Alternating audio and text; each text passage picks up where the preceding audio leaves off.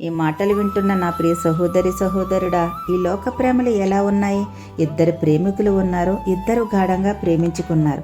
మనస్పర్ధలు వచ్చి విడిపోయారు. ఈ అమ్మాయి ఏమనుకుంటుందంట, మర్చిపోయి ఉంటాడులే అని దిగులుతో ఉందంట. ఈ అబ్బాయి ఏమనుకుంటున్నాడు, మర్చిపోయి ఉండదులే అని నమ్మకంతో ఉన్నాడంట. మనుషుల మాటల్లో ఉండే ప్రేమ మనుషుల మనసుల్లో మాత్రం ఉండటం లేదు. అంతా నటన, మోసం, అబద్ధం. ఏమంటారు? గాయంగా మిగిలిపోయిన నీ గతం కోసం ఎన్ని రోజులు బాధపడతావులే.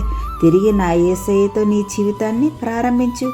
నా యేసయ్య ఏమంటున్నాడంటే, నాలా నిన్ను ఎవరు ప్రేమించరు, నేను నిన్ను ఉన్నత మార్గంలో నడిపిస్తాను, విడిపిస్తాను అని.